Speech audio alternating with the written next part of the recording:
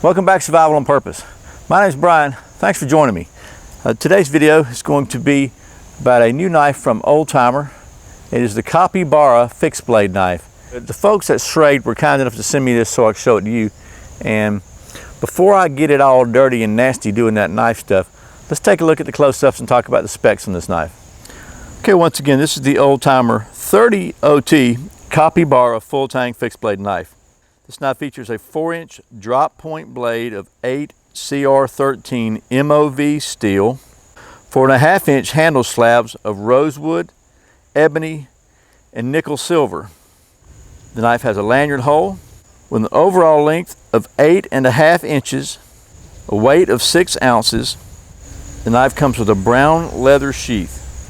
Okay, I want to show you the sheath and the handle of this knife. You can see it's a very nice leather sheath. And Schrade has done a really good job on leather sheaths.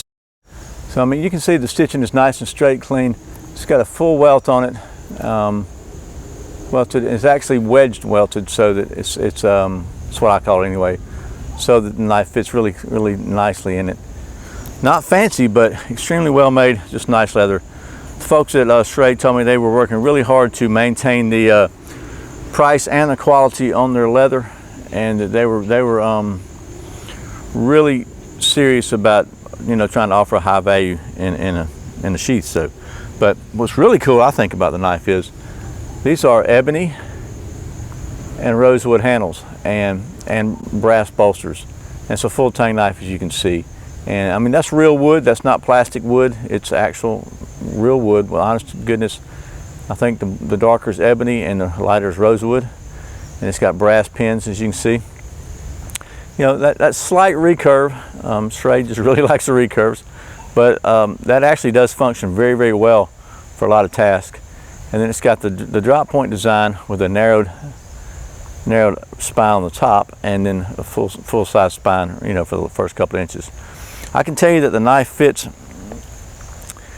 You know, it's not a big fat handle like for a lot of knives, but this is not really a it's not that kind of knife either, but it's just for general all-around use, in my opinion.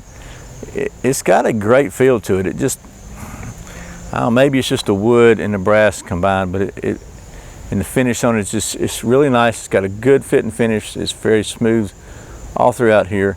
It just feels really good in your hand. So let's get it dirty, do some knife stuff. Okay, before we get too crazy with the knife stuff, I thought we'd just check this thing out. I'm not cutting anything with it yet. Just want to see.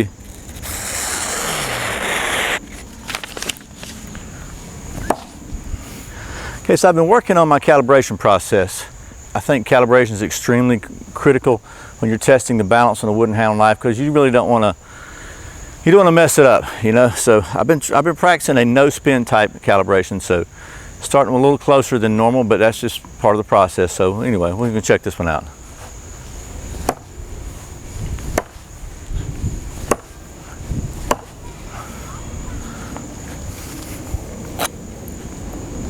Okay, we'll call that one calibrated. Okay, so you saw that it did cut the paper pretty well. You saw, just, man, this thing is just pretty, I got to tell you. So I thought we'd try to do is try a couple of just basic tests, but it's a full tang knife, so fixed blade knife. I like to check some things out.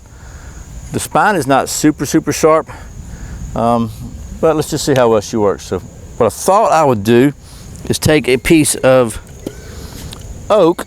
This is oak. Just kind of baton it down. This knife's really not made to be beat on, but we're going to beat on it anyway. And let me back you up a little bit where you can see. Can you see me now? Sorry.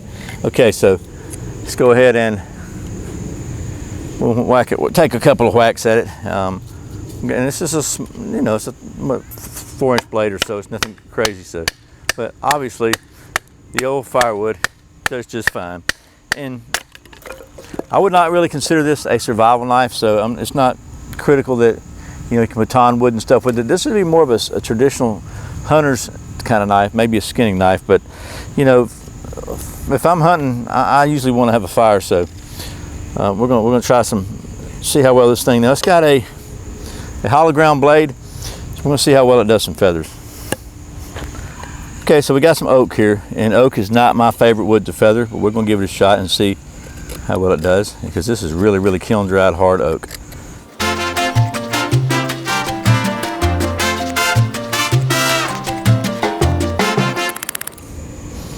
Let's see how it does on some just really basic whittling.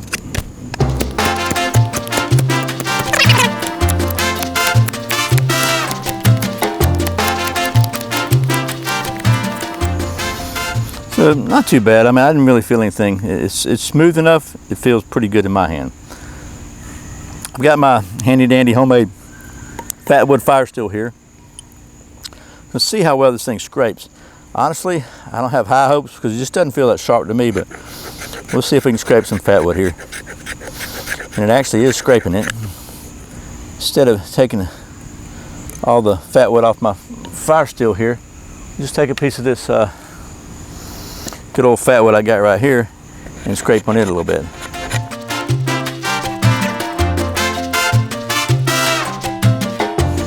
But the moment of truth, the real test, where the rubber meets the road, is can you take these scrapings and what's it going to do with a ferro rod? So this is a firesteel.com ferro rod on here, so it's kind of a softer one. Let's just see what happens.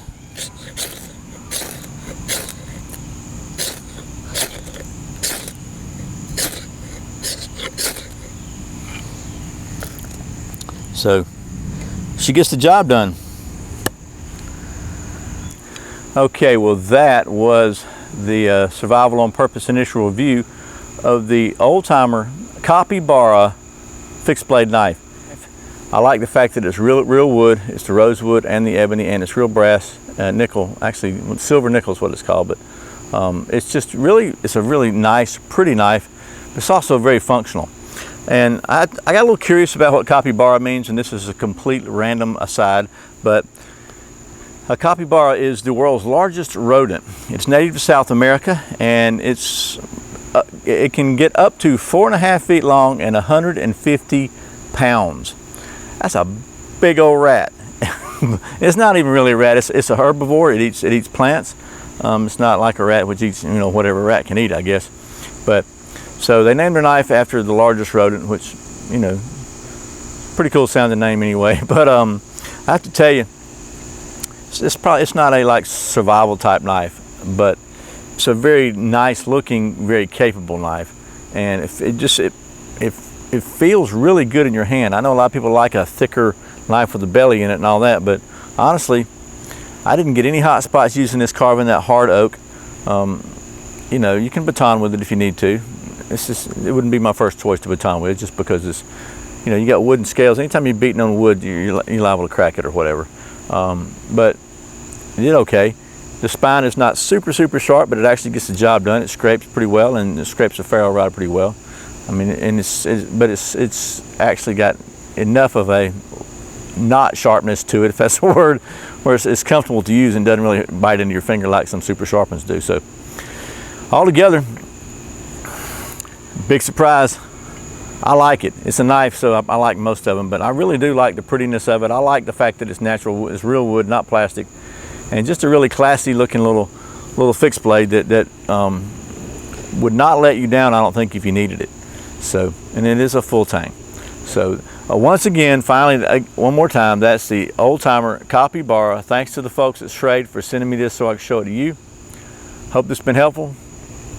As always, thanks for watching Survival on Purpose. Thanks for subscribing. Thanks for clicking that thumbs up, that like button down there, for sharing it with your friends, for watching those ads. And thank you so much for shopping on Amazon through my links. I really appreciate it. It is a significant help and support to the channel, and I thank you very much. Once again, my name is Brian. You're watching Survival on Purpose. Remember, survival is not an accident, so be prepared. See you next time.